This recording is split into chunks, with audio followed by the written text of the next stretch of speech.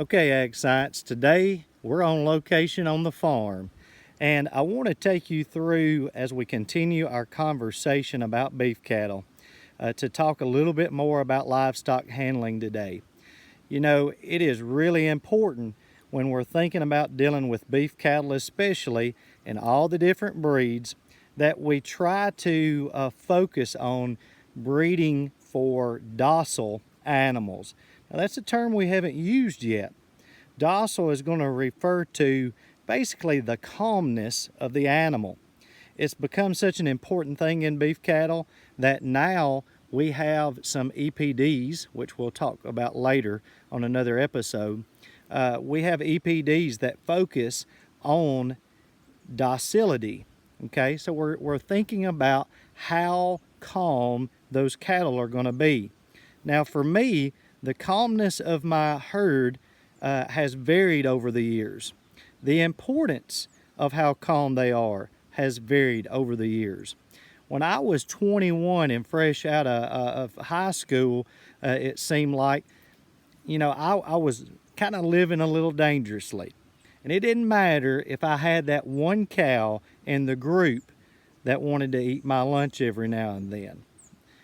When I got married, just to be honest, there was a little excitement in being able to show my new bride that we had a cow that was a little friendly every now and then. And that was all fun and games until that particular cow decided that she was going to go after my wife.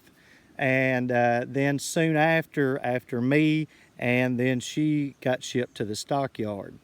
But now, especially since I have little kids, those moments of getting them out and having them exposed to our cattle, and I'm not saying they're getting, right up under them, but for them to even be able to get out of the truck with cows remotely close, or cattle remotely close, it becomes more and more important that those cattle are calm and docile, and that I can at least have some trust towards those animals.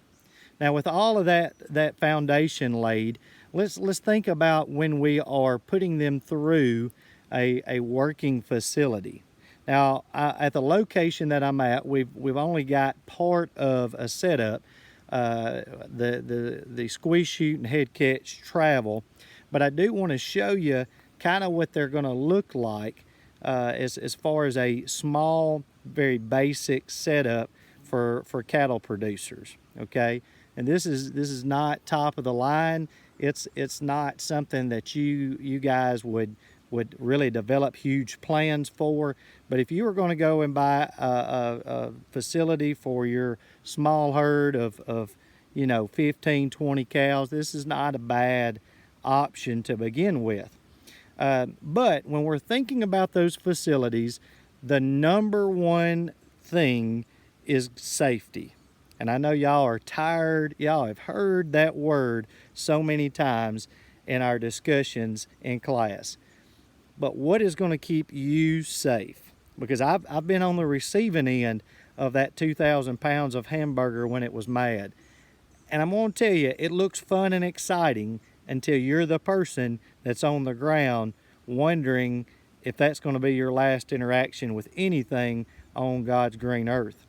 So when we're thinking about the facilities, the first thing we think about is our safety. The second thing we think about is our animal safety. Again, like we've been speaking about over the past few days, one of the huge pushes in the beef industry and in all livestock industries is to be transparent about how we care for our animals. And to be honest, I'm not going to mistreat one of my animals in order to get something done because I want it to perform for me, okay? At the end of the day, as much as I love my cattle, and I love them, it's a business. And I've got to make money at that business, okay? If I'm losing money hand over fist, it really doesn't matter how much I love them because my pocketbook isn't deep enough to support a habit like that. But at the end of the day, this is a business and there's got to be cash flow. And if I do not take care of my animals, then they're not going to perform well for me. And again, that's the goal. All right. So as we look at this today, I want to think about, how does this relate to handling my cattle? How is this going to help me to handle them in such a way that they perform well for me? Now, we started the video off the other day about we wanted to keep or use the least force necessary, okay? So I want to show you just a little bit of a makeup of this pen here. If you look on the other side of this gate, there's a trough and a gate on the far end. Now that gate on the far end would be where the cows come in. The cattle would come into this pen. We probably would lure them in with some feed. So you got to get them used to some feed. Once they get into that feed, they're going to want it more. So it gets to be pretty easy to get them up if you play your cards right.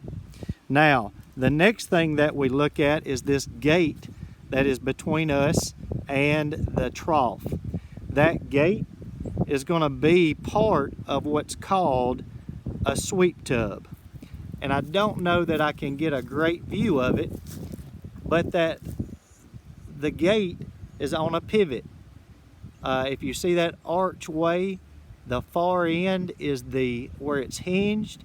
The end nearest to us will go along the inside of these panels and go around in a circular motion and attach or push the cattle towards the other side. Now, how does this come into our discussion? Well, yesterday I was trying to include something, and I don't even know if I got it accurately included, but that is that we have to have round edges. Anytime we have anything like square edges, corners, then we end up into an area where cattle can get in there, they can get hemmed, they can get excited. We go back to the predator versus prey. We're predators in this situation, they're prey, and that's going to cause them to get a little antsy, to get a little nervous. With sweep tubs, the idea is that we have a rounded area that causes them to flow, okay, and causes them to gravitate towards the direction where we want them to go. So if I back up over here, and now we're to the other end of the sweep tub, if you look down through here, we've got an alleyway. Now, ideally, at the end of this alleyway, there's going to be a head catch. Or you can back a trailer up here. But at the end, the other side, we're down at the end of the alleyway now, okay? This is going to be the area in which I'm going to put that head catch. That's going to allow for me to back that squeeze chute head catch up and to handle those animals. Now, when I say handle them, for you guys that are not in the agricultural world, don't get all tore up about that word. I'm saying we have to take care of those animals, and these animals are, we're talking about, could be a 100-pound calf, it could be a 2,000, a 2,200, a 2,500-pound full-grown bull. But we've got to do something to keep them from hurting ourselves and hurting themselves. So if we go into this situation, we want them to feel secure, safe, and in an environment that's as natural as can be, all while allowing us to get as close as we need to get to do the things that we need to do. Now, I hope that this has kind of been some hands-on visual learning of what an actual setup would look like if I were to try to handle some cattle on my own. And I realize we don't have the squeeze chute in here, and maybe we'll do that on another day. But the key points is that we have an area that we can gather them into. We can keep them calm. We want to use the least amount of force necessary. We have a sweep tub or rounded corners that allow us to gravitate those animals to the area that we need them to. They go down an alleyway. The alleyway is going to be wide enough for the animal to go down and not turn around. And then at the other end of that alleyway, we're going to have something like a squeeze chute or a trailer if the time is right. So just something that I want to bring you guys into and to show you what beef cattle producers have. Now, I want you to also keep in the mind behind all this. All this costs money, and you guys that maybe we're complaining because of how much meat costs, and that's a whole, let me tell you right now, that's a whole different discussion for another day. But in the average economy, when things are going good, let me tell you something. Farmers will agriculturalists, beef cattle producers, dairymen, everybody will put in so much monetary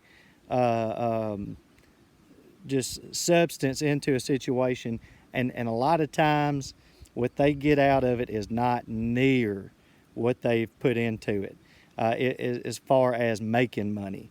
They may make a little, but some years they're going to break even, some years they're going to lose money. I feel like since we're having this discussion, I need to take just a minute to point out that right now in this economy, in the situation that we're going through, our agriculture industry is hurting in a lot of ways. And most specifically today, I want to highlight our dairy industry. We have, in the last couple of seconds here, if you'll bear with me, we've got dairymen that are having to dump milk out. And it's not because of what you might think. There's a lot of people that think, well, there's a milk shortage going on in the stores. Well, yeah, but that's because of the supply chain. That doesn't mean that the cows quit producing. And I know we're jumping from beef to dairy here, but stay with me because this is important. Our dairy guys and ladies are still milking, and they're being told, some of them are being told they have to dump their milk in order to because they can't sell it, because the producing plants, the bottling plants are backed up, because the stores can only take so much, or only will take so much, or the distributors that are involved will only take so much. So these guys that might be only one tanker away from going bankrupt are having to dump tanks of milk. So as you think about the crisis that you and your family might find yourself in, take time, whether you pray, whether you just want to reflect, whatever it is that you do, just think about those guys. And when you take that sip of milk, I want you to think about what it took for that milk to get there, and realize that there's a lot of people that are struggling. And when this thing's all said and done, there may be a whole different outlook on how we and where we and when we can buy products. So just want to point that out, and thank you dairy producers that are out there 2 times a day, 365 days a year, milking those cows, whether people can drink it or not. And know that there's those of us that if we could go buy extra milk right now and it would do any good, we'd do it.